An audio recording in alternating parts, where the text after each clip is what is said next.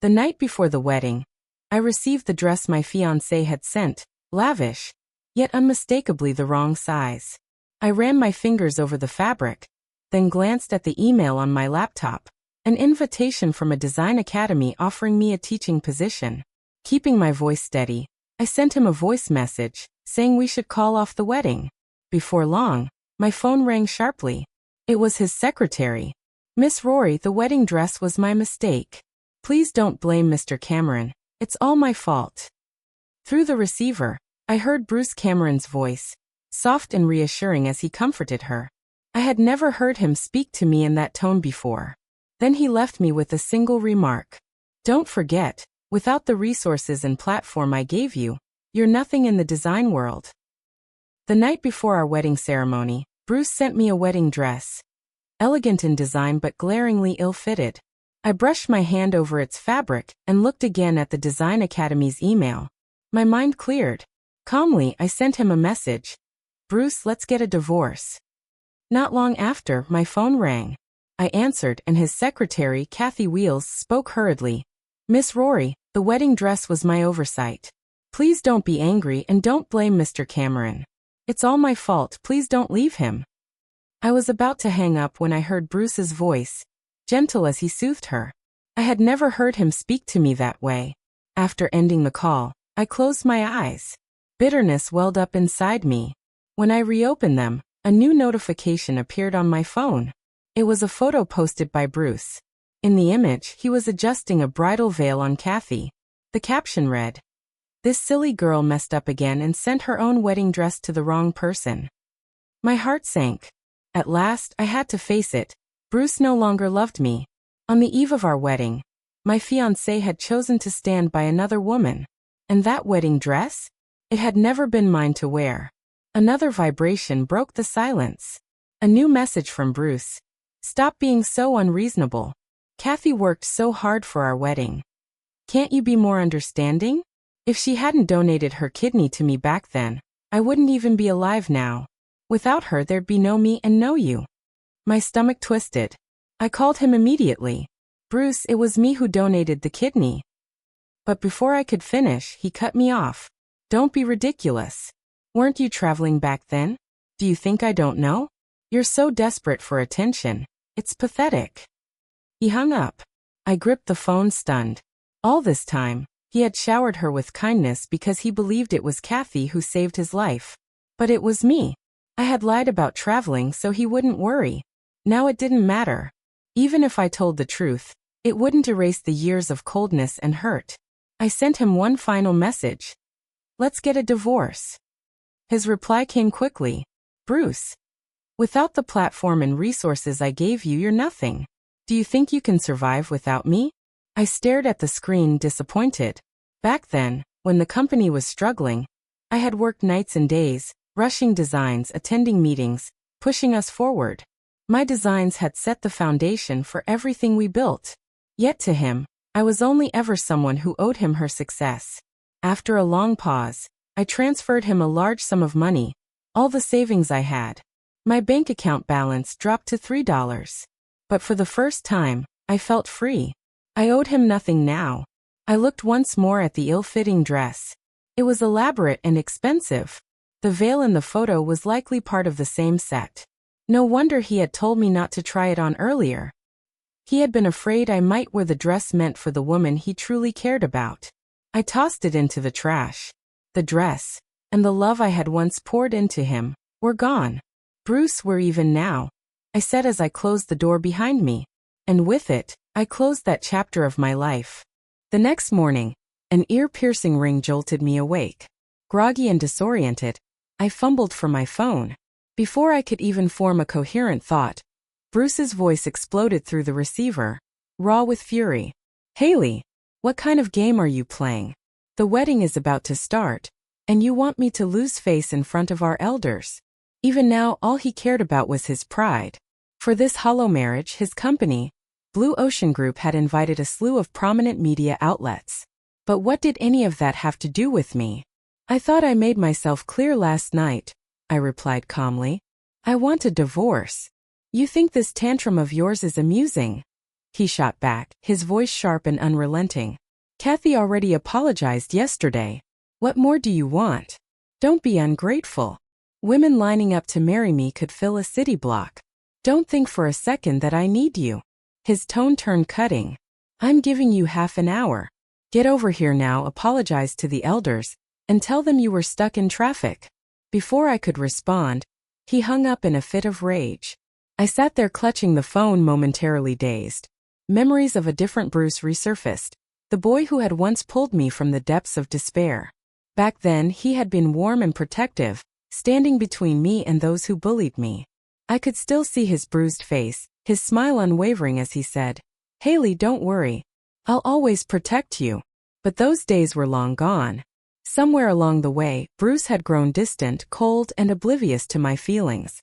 After much deliberation, I decided to go to the wedding. If nothing else, I owed the elders an explanation and needed to close this chapter of my life. Dressing quickly, I reached for my wallet only to find $3 inside. With no other choice, I began walking to the hotel. Despite hurrying, I arrived 5 minutes later than the time Bruce had dictated. Panting, I stepped into the Grand Hotel lobby, only to freeze in my tracks.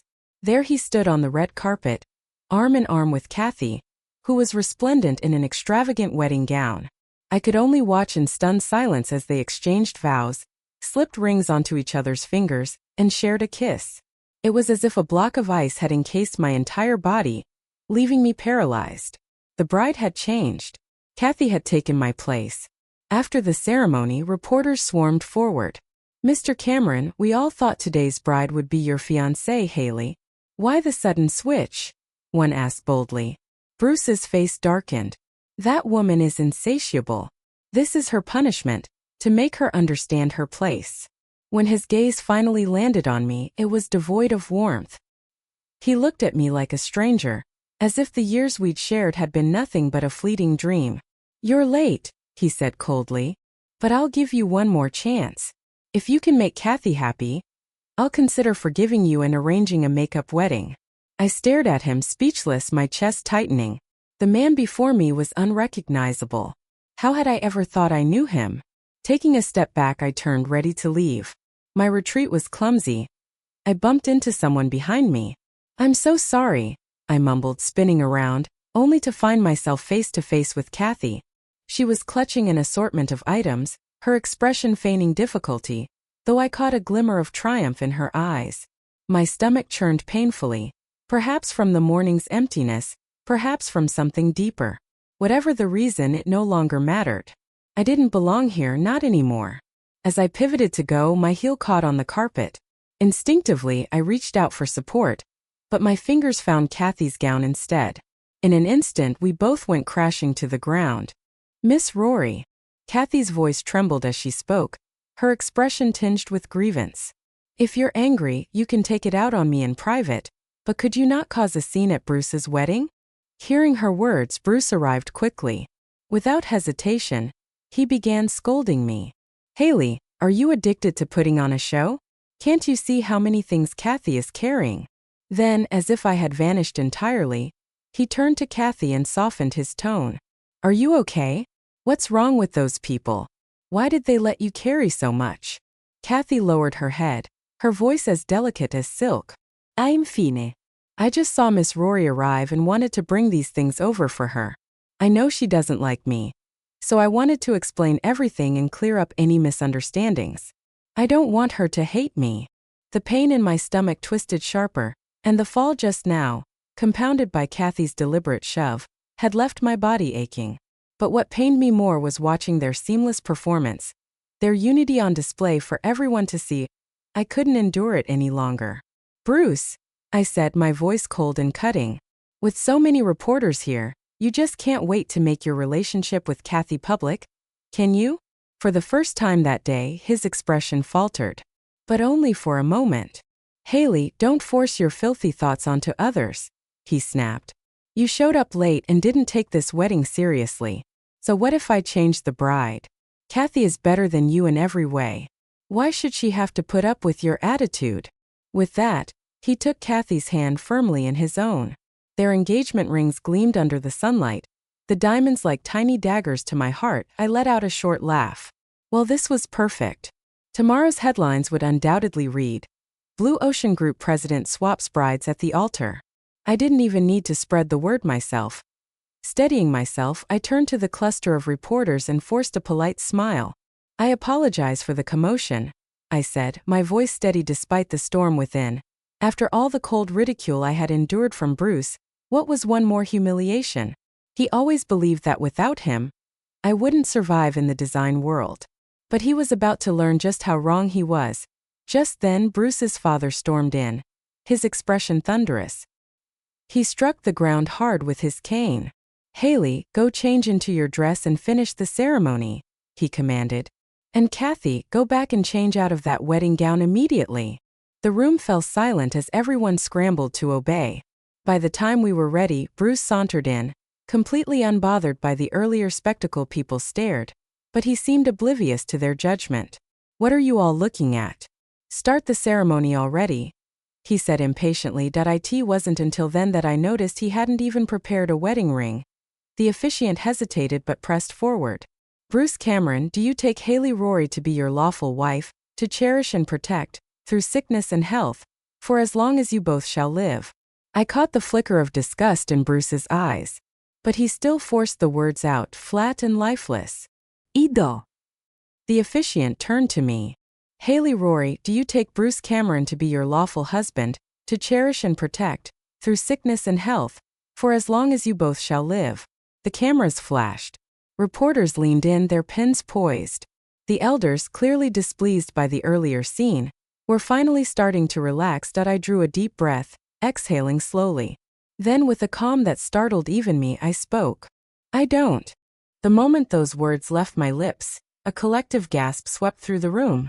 The audience below erupted into chaos, camera flashes igniting like bursts of starlight in a turbulent night sky. Reporters leaned forward, their murmurs swelling into a cacophony of excitement.